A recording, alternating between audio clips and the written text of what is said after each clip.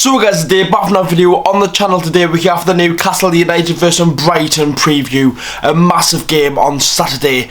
Both teams lost last week and both teams have got European draws coming up, and it is a massive game.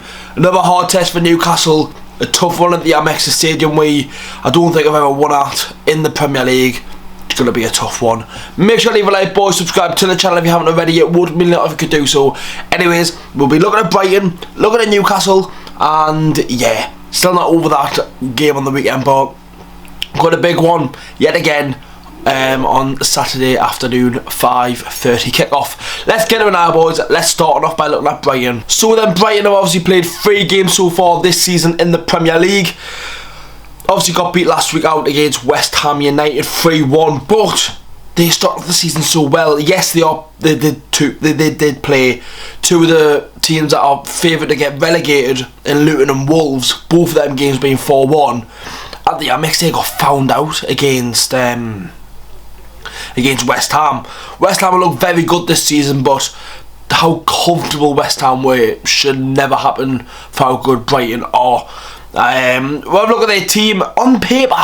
You look at their team and it's not the best, and it isn't. Yes, they've got Europa League football this season and whatnot, right? And they've signed a couple of good players, but like, you look at their team and it should nowhere near European football. So the defence will start off with Estepinian, very good left back, probably one of the best left backs in the league at the moment. But Dunk, Webster, and James Milner, like, yeah, you look at that and surely golden eyes that I've got to do something against that. Obviously, James Milner's how old? He is 37. Webster is 28 and Dunk is 31. It's one of them. I am a big, massive fan of Gross. I think he's Brighton's all-time goal scorer now. He's 32 years old. He signed for them when they got promoted into the Premier League, and he's been there ever since, and he's done very, very well.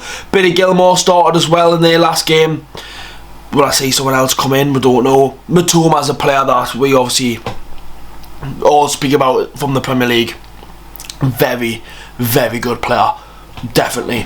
Like, the way as a winger, that's what you want as a winger. Direct, drives with the ball, and look at his goal that he scored for, against Wolves. It was absolutely brilliant. Took on the whole team, slot in the bottom corner, and they won that game 4-1. A player I didn't expect to be as young as you could say, 32 years old, in Danny Welbeck. How's he still getting a game in the Premier League? I don't know. I think it's a bit of a mad one, to be fair. Danny Welbeck's still playing Premier League football when you've got a young João Pedro sitting on the bench, who I think will probably play in the game coming up. They obviously signed Dahoud as well from Borussia Dortmund, who I think is a good player, but I think João Pedro's the one that is a one that Brighton could change with. He's in my fantasy team, scored in the first game of the season, and ever since then he's not done much in the last 2 games. I can expect him to come in and do a job for Brighton, and probably he's a bit better than the young Evan Ferguson or Danny Welbeck. Still big players, got Adam Lallana and whatnot. They've got an oldish team, which they've got some young talent in there, but luckily Enciso, who's looked very good this season, got a knee injury, could see him off for the rest of the year. He looked very good. Obviously scored that goal against Man City last season, getting goal of the season. But Brighton had a very, very, very good season last season.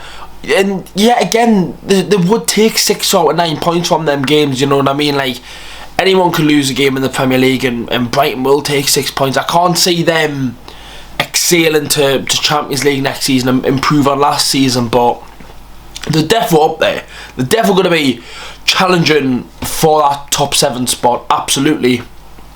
And obviously, one man I've not spoke about is De Zerbi, their manager. He's done an incredible job. Came in with a lot of pressure, not knowing English, being Italian, and he's came in after Graham Potter, their former manager, who done so well with Brighton as well, goes to Chelsea.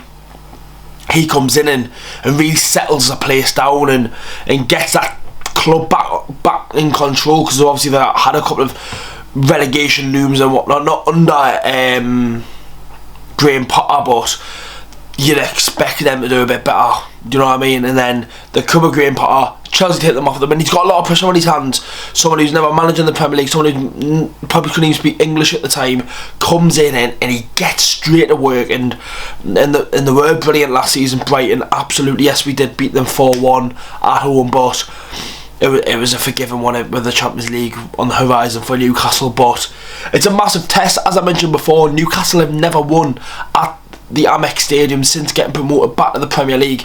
Last season, we love our draw against Brighton. We really, really do. It's either been a 1-1 or a 0-0. Most of the time it's been 0-0 over the years. But could be wrong. Let's speak about the tune. So then, obviously, Newcastle, as we all know what happened on the weekend, let's briefly speak about it. I did do quite a lot of videos on it and whatnot. I'd obviously play a bit into the little rant, so obviously I have spoke about it a lot on the channel so far, but still not really over it, to be fair. I'm recording this only 2 days after the game, you know what I mean? It's still shit thinking about it. But Newcastle United obviously lost 2-1 to Liverpool in the 93rd minute to a Darwin Núñez double. We need to bounce back. We need to put a performance out there. Obviously international duty as well. Obviously this is the last game, and then we've got international duty, which is shit, but we've got to go to that international duty on a high, because if we lose to Brighton, I'm sure that some Newcastle fans will not be having it on Twitter. Do you know what I mean? Yes, our run of games have been very hard, and I think what people probably don't realise is the three teams that we lost to last season are the only teams that we played so far. We got beat Aston Villa, Liverpool twice, and Man City away. We only lost 4 games last season, and we've already played them games already. Obviously, at the Amex with Newcastle, we've not won there ever in the Premier League, but it's a tough one. I don't want to mention too much about team news as normal in the previews, because obviously I've got the predicted team video coming out very soon. It's a tough one to call. It really, really is with what happened on the weekend. Obviously, when something like this happened to Newcastle, I think in last season when we did get beat Aston Villa, and next week we had that game versus Tottenham, and we came back. I think the atmosphere is very different at the Amex as well, where the two players will not be used to. Obviously, so pardon me, Sven Botman is a massive talk at the minute. We don't know exactly at the minute where his injury actually states. We don't know if he is completely fit, not fit, just going to miss this game. It is quite looking that the international duty is coming up, but it's a shame that he will probably miss the games for Netherlands and get that experience when he's young, which is a shame for himself. But for Newcastle, it's not the most negative situation to be in. Hopefully Botman can be back fit, but I'm not sure if he will play on the weekend. Does that mean Dan Burn will come in? Obviously former Brighton player. He's never played at the... No, he did play at the Amex actually last season, being at Newcastle, but it's a tough one to call. It really, really is. A ground we never won at in the Premier League, a team where we've only beat them twice in the Premier League, both games at home in the last 2 seasons. It's a tough one to call. It really, really is. If we can get a win, it'd be massive going into the international duty with winnable games coming in our hands when we come back after the international duty. This season, I've only predicted a win, and that was against Aston Villa. Oh, it's a tough one to call, boys. It really, really is. I don't know. I'm not even going to say a prediction, because I generally don't know. As well, with the channel, I'll quickly say this now. If you see on the channel, boys, I'm going to try and bring back the watch-alongs. I'm going to come in from work one day, I'm going to try and do it today, and try and get it all sorted again, and we're going to bring back the watch-alongs this season, and try and get as much videos and content out as we can. So, if you see on the channel a little live stream ready to get up on the channel, hopefully I will be doing one. If not, then feel free to drop us an Instagram message or whatever, and I'll let you know the crack.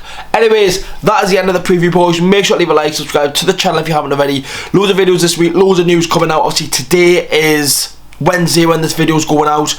We've also got the Carabao Cup draw, which I'm hopefully going to do a video for, and then we've got the Champions League draw on Thursday, and then the predicted team is going to go out Friday, so I've got a video for like every day, so rather than doing 2 and 2 and then 0 uploads. That's the end of the preview, boys. Make sure to leave a like, subscribe to the channel. I'll see you all in the next one.